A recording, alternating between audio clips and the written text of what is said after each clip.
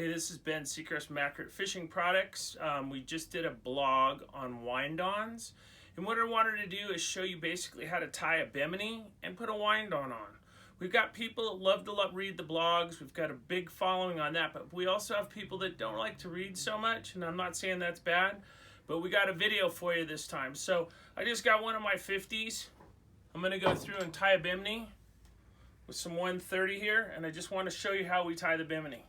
So basically what you're doing with a bimini knot is you're finding an equal amount here. You see my tag ends right here. I've held the main line and the tag in. I got the tag in between my knuckles. I'm going to turn this 20 to 25 times.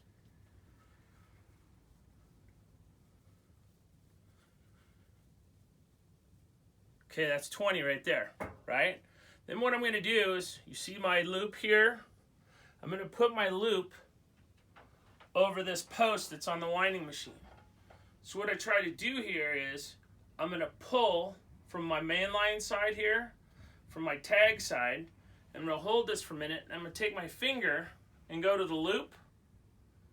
You might want to get close so you can see this, but what I'm doing is I'm pulling the line tight, then I'm seeking the tag end, which is right here, and I'm going to go back over that line. A lot of times what I do is I use my fingers at the top just to help the loop go down. See, there's my bimini. I pinch it right here. I'm going to take one part of the tag in. I tie one part of the leg on the bimini.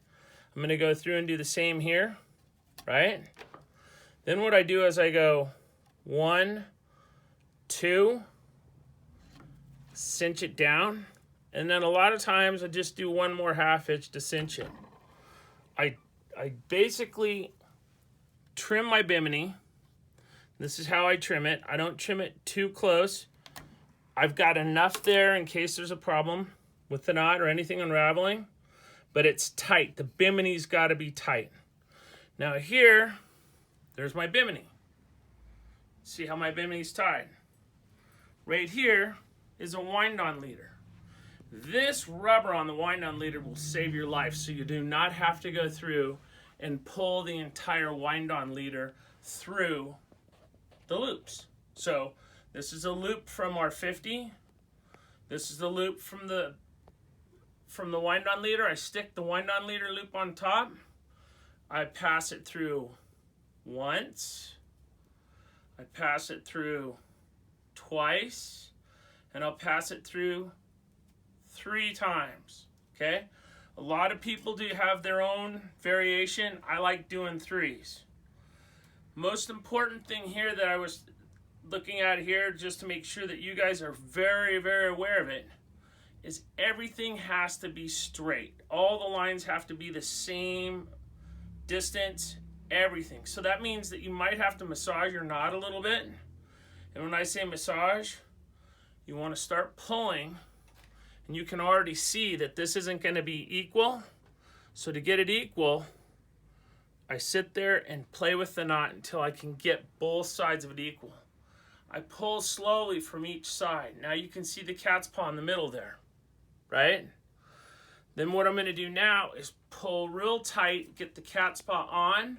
I take my fingers and I push them on each side of that, and now I have a secure bimini cat's paw knot. To see how straight it is on this side and on this side, this will go through any of your guides.